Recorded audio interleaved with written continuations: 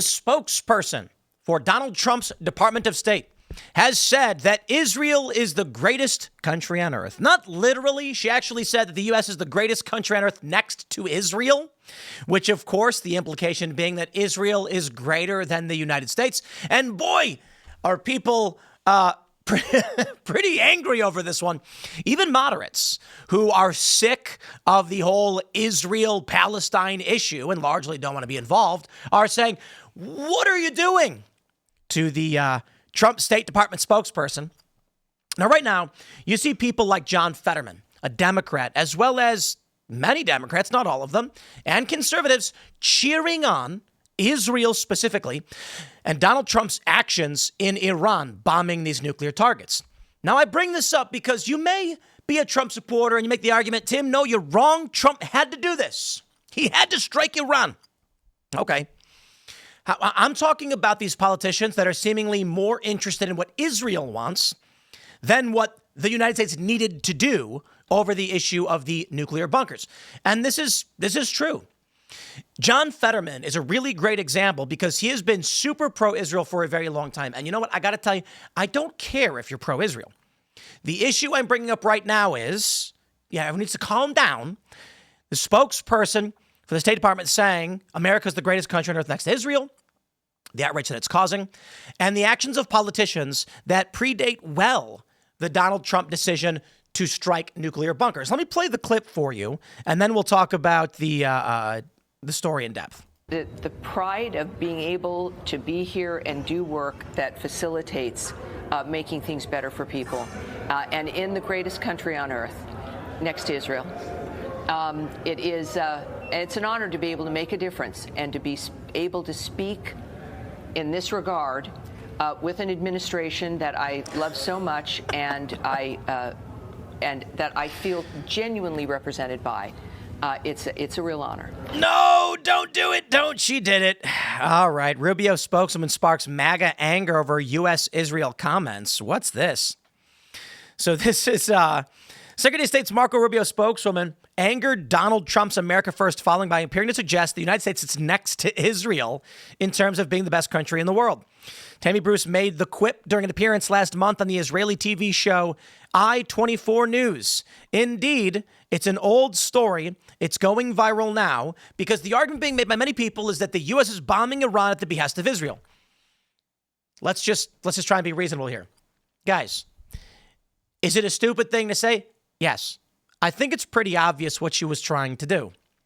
She's in Israel speaking to Israeli media and she's buttering them up. That's it.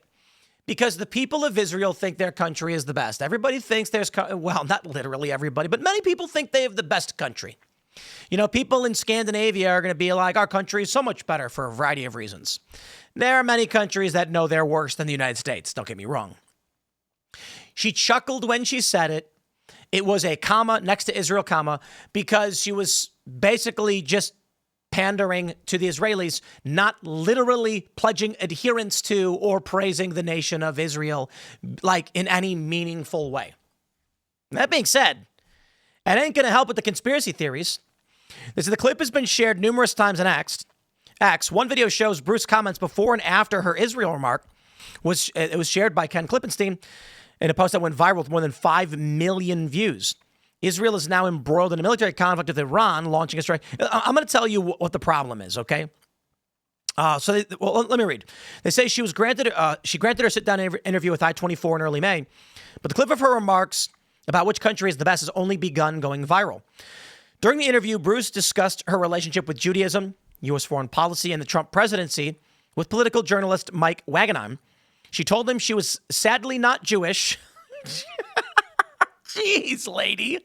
Despite media reports that had suggested otherwise. She added that after the 2023 attack by Hamas against Israel, she bought a Star of David necklace to wear on the air to show her affinity with the Jewish people. Later, an apparently throwaway comment about which country is the best subsequently enraged some MAGA supporters. She was discussing her experience on the job since she assumed the role. The pride of being able to be here in the State Department and do work that facilitates making things better for people, and in the greatest country on earth, next to Israel, she delivered a line with a smile to her interviewer. She continued, and it's an honor to be able to make a difference, blah, blah, blah. As the clip went viral online overnight on Sunday, thousands of people took to X to share their views.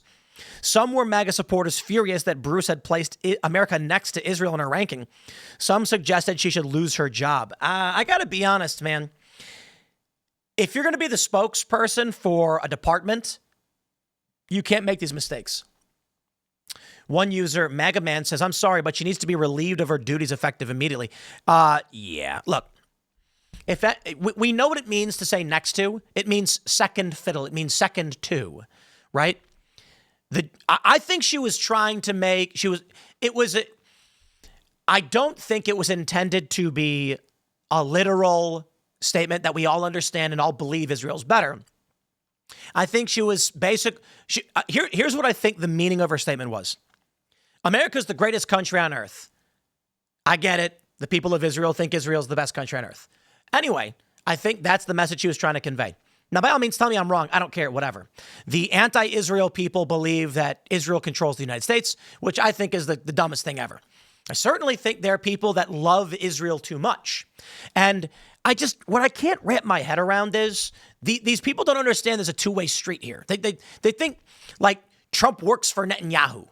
Now, I do believe largely what a lot of these people do is they say that because they're trying to strike at Trump's ego and Trump supporters' egos by it's like a really man insult, right? It doesn't really work on women the same way. But they're basically telling these guys, you are subservient to someone else. Not genuinely believing it. Many do, don't get me wrong. When they say Trump is Netanyahu's bitch or something like this, they're trying to offend Trump into defying Netanyahu. When they tweet at me and say, Tim, like, this is the stupidest thing ever. I make a 10-minute long video. I'm like, we shouldn't have bombed Iran and get involved. And these people are like, hey, the Shabbos. And that's how you know they're bots. It's not real. And that's why I largely don't care. I've made this point before. Let me wrap up the thoughts on this real quick. There are people in this country that love Israel. But I don't understand, people seem to think it's a one-way street, that Israel influences the U.S., and that's it. As if the U.S. doesn't influence Israel to a much greater degree, and I certainly think that is the case. Fetterman, of course, has been praising Israel and calling for actions in Iran, calling for support after October 7th to a very heavy degree, even flying the flag, like he's on a building or something doing that. And that's okay. There are some people that are very, very pro-Israel. Their interests are aligned with Israel. And some people say that, what do they call it, Zionist occupied government, whatever. It's like, there are people who believe in Israel. And like Ted Cruz said it, the Bible says, blessed are those who bless Israel. They genuinely believe that. That's a real thing. But I think it's stupid to say that Israel controls the United States. Certainly when Tammy Bruce says this and the video goes viral, she ain't helping anybody dispel those rumors. Despite, I think my assessment is correct. But that being said, let me tell you about the bots on X. The way automated bots largely work. Some are sock puppets. What is that? It's when one person will operate multiple accounts. So there's a guy named Bill, and he's got an account named Janet, and, the MAGA king over here. And then he operates them, making them post online. So it appears as though multiple people share this view. That's why I don't fall for bot strikes. I largely ignore it. I don't care. I think what I think. There is a funny circumstance you can see with someone like me. I'm like the best example of it. Look at the responses to my tweets. Quite literally, I can say something like, the U.S. should not be involved in a war in Israel's war with Iran. And I will get a massive spattering of AI-generated profile photo accounts saying things like, you work for Israel, Shabbos Goy, whatever. Now, hold on a minute. Why would the people who don't like Israel insult me when I agree with them? That doesn't seem to make sense, does it? Because here's how it works. The bots are pre-programmed to target certain keywords, and certain profiles are attributed to certain ideologies. So if you are a moderate, where it's like me, for instance, I'm like, Israel does not run the world or control the United States. Shut up. That being said, I don't know why we're funding them. I don't know why we're involved. That's like a fairly moderate libertarian position. It's like, I don't care. They can do whatever they want. Just leave me out of it, right? Bots are binary. Someone will have an account that will run, they'll have a program that will run, say, 100 bot accounts. They will then say, these personalities are pro-Israel, these personalities are anti-Israel. They will then tell their anti-Israel bots to spam attack anybody on the pro-Israel side when they post about the issue. It's rudimentary. Now, in essence, it works because of hyperpolarization. People tend to be on one side or the other of an issue. Even Trump supporters right now are largely coming around to support him.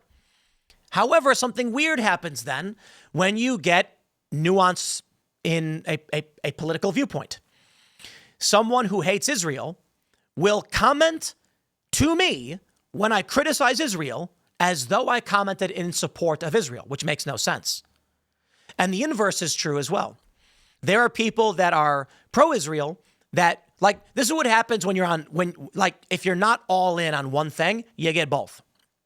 That's why I was saying we should have the ability to filter out countries, because I think largely a lot of this is anti-Israel nation states lobbying these attacks against people. And I believe if I was going to say, I don't want to see any tweet from anybody unless they're in the United States, some people say, yeah, but VPNs, Tim, they'll bypass that. I don't care. A filter's a filter. Filters don't get rid of everything. Even the antibacterial soap you use only kills 99.9% of bacteria. But we use it. We want to get rid of as much of the garbage as we can. Anyway, this is what I think we largely see.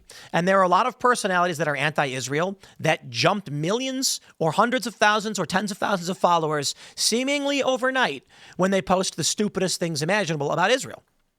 And I think people are being tricked by foreign actors into believing this, and it's fascinating. I'm never going to change my opinion on geopolitics based on the comments I receive on Twitter, on X. I read the news, I will talk with sources and security experts, and I'll come to a conclusion. That's always been the case. Sometimes people get mad at me. That's just the way it is. I can tell you this.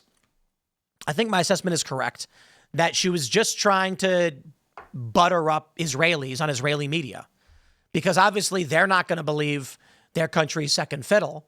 But come on. Israel is not greater than the United States. The United States is the greatest country in every facet. Greatest in terms of military, and great doesn't have to mean good. It just means of consequence. You name it. It's the U.S. Thank you and have a nice day. I'll wrap it up there. Stay tuned. We got a lot more to talk about. A lot more. Follow me on X and Instagram at Timcast, and we'll see you all in the next segment.